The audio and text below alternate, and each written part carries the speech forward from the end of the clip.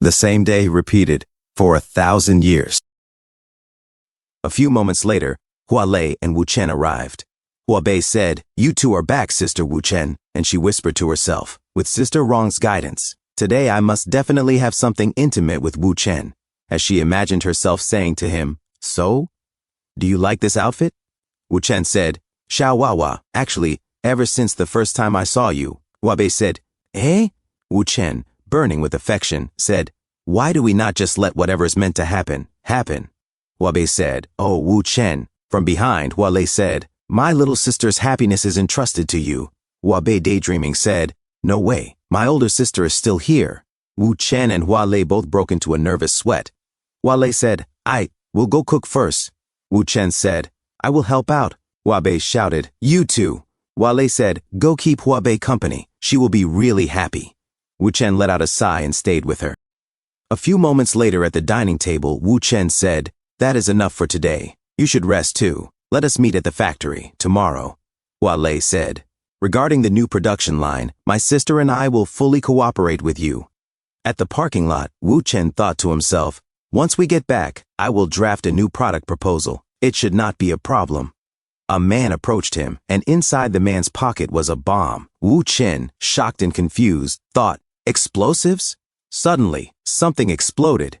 Wu Chen dropped to the ground and let out a pained sound. As the smoke cleared, he slowly opened his eyes. The fake assassin said, "This time, it is just a warning." After 2 hours, Wu Chen was resting in the hospital. Li Rubing said, "What did you say? The deceased criminal was merely Officer Zhang?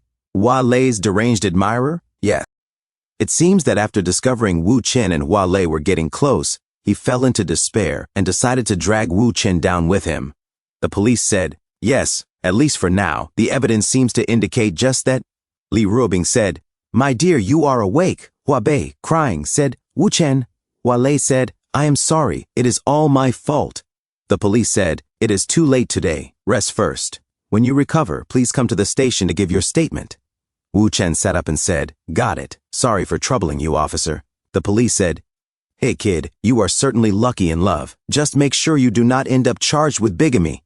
He gave Wu Chen a thumbs up and a wink. Wu Chen scratched his head and said, "Na. Lei Cheng rushed inside and said, "Brother, I am so glad you are all right. When I heard what happened, I was really worried." Wu Chen said, "Thank you, Brother Lei, for your concern. I am really fine."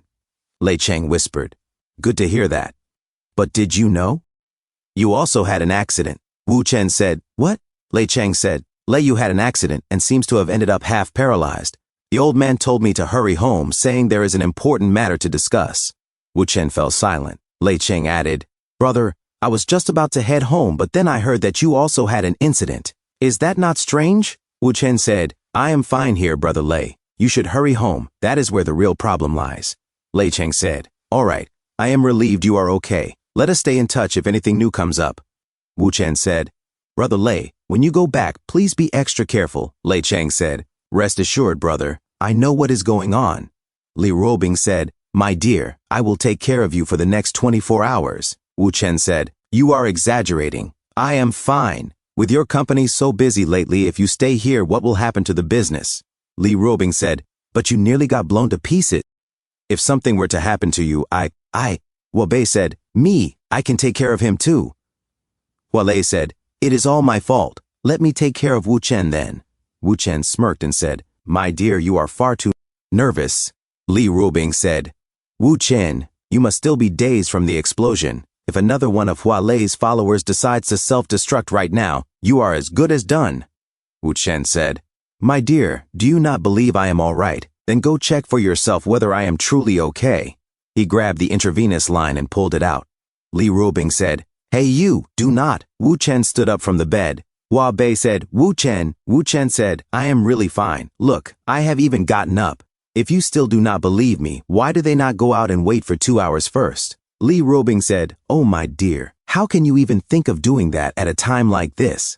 Wu Chen whispered, "I know you care about me, and I feel the same. I have missed you so much these past few days. If it were not for your company matters, I would truly have had them step outside." Li Rubing said, Smooth talker." Wu Chen leaned in and kissed her. Just then, the nurse entered and said, Patient, please rest. Visiting hours are over. Family members, please leave promptly. Li Ruobing said, All right, my dear, we will do as you say. Be extra careful, and I will come see you again tomorrow. Hua Bei said through tears, I will come see you first thing tomorrow morning too. Hua Lei said, I will join as well. Make sure to rest properly. Wu Chen said, Rest assured, everyone. That night, Wu Chen looked outside the window. He thought to himself, Are these really just coincidences? Wu Chen's phone suddenly rang. He answered, Xiao Shangzi, long time no see. Xiang Xianan said, Wu Chen, let me tell you something. Xiao Weiwei had an accident and is in the hospital. I heard it is pretty serious. Wu Chen said, What? Zhen Xiao also had an accident? Xiang Xianan said, Wait, let me see. You are in the hospital too? Wu Chen, what is going on with you? Stand up and let me see. Wu Chen said, Xiao Shangzi, it is nothing. Just a small issue. Then he thought to himself, Me, Lei Yu, and Bao Zhenhui are all having accidents? The more I think about it, the more it seems. Wu Chen said, Xiao Shangzi, there is something very important I need to investigate immediately. I will tell you later.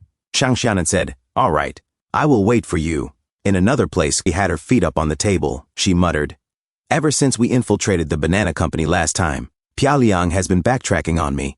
I barely managed to erase all my online traces, so it is best to keep a low profile these days. She yawned loudly. This silly game is so boring. They claim it is a game that rejects ineffective pay-to-win mechanics, where you can have fun without spending a single dime. Seriously, I am cracking up. I really thought Ding Rulong's company could come up with something different. Suddenly she froze. What is this? She leaned close to the screen. Even after hanging around in the back end of this silly game for so long, I actually managed to find this. Wu Chen is definitely going to be interested. Wu Chen's phone rang again. Wu Chen, quickly check what I sent you. Wu Chen said, Huh? Oh. He looked down at his phone. He thought to himself, Perfect. This is exactly what I needed. In another scene, the fake assassin looked at his wind meter, struggling to read it even in broad daylight.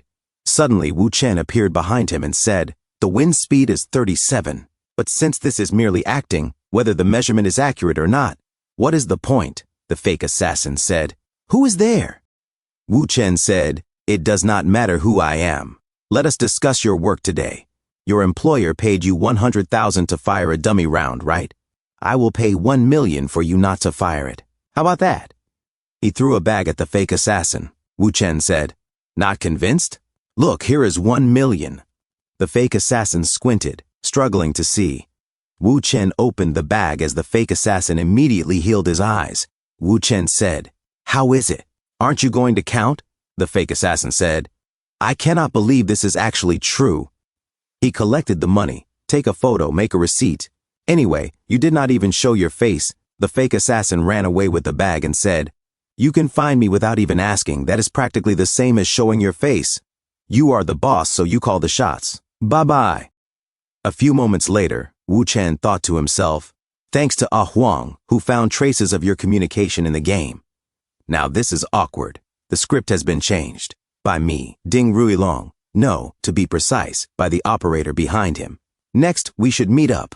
In a different scene, Ding Yingji entered the room. She kicked off her heels and said, I never expected that guys from the domestic underworld could be so unreliable. The plan had to be forced into a last-minute overhaul. Pulling such a stunt in front of your cousin? Bullshit. Wu Chen said, The plan? Oh, you mean the one where, despite Ding Rulong getting shot, fate saved him because the bullet could not pierce his bulletproof vest?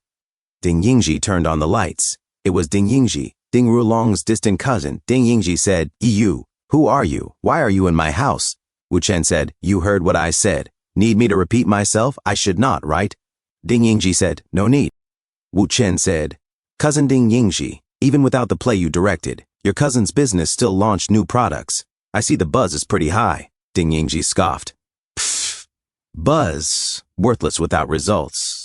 If the investment does not meet expectations, it means nothing. Business leaders, for various reasons, have enemies and are resented. That in itself is a testament to their abilities. But if they cannot prevent or detect their opponent's moves, that is a sign of incompetence. In fact, as a leader, it is practically dereliction of duty. Wu Chen said, Only the stories told by those who can control accidents and risks can attract more capital. That is what it means, right? Ding Yingji said, Exactly. Because of Brother Ruilong's previous failures, This time he needs to tell a compelling story about ability. Wu Chen said, so that is why Ding Rulong changed his tune, from brute force to strategy. I was the one pulling strings behind the scenes. Besides copying Wang Kai, he has also ventured into the gaming industry and initiated the Everyone app project today. Cousin Ding Yingji, your ambitions are huge. Ding Yingji sweated and said, we do not really know each other and we are not even close relatives. You have called me cousin twice already. Please do not use that title to address me anymore. Thank you. Wu Chen said, what? Could it be that this cousin title has some other hidden meaning? He stepped closer to Ding Yingji, placing his hand on the cabinet. He said, the reason you do not let others call you cousin is because you want only your special people to do so. For someone like him, he even has that kind of luck. Ding Yingji said, you know nothing. Brother Ruilong is capable of doing anything for love. Even if the world were to crumble, his competence would remain. He is truly a pure soul. That kind of mad, all-consuming love is not something ordinary people possess. Wu Chen said, so you really see that matter that way? Ding Yingji said, that is why you just do not understand. Thanks for tuning in. I truly appreciate each and every one of you who took the time to watch this video. Don't forget to hit that like button and subscribe for more content like this. If you enjoyed what you saw, consider sharing my videos or channel with your friends who might also enjoy it. Your support means the world to me and helps my channel grow. Let's keep this community thriving together. Until next time, see you in the next video.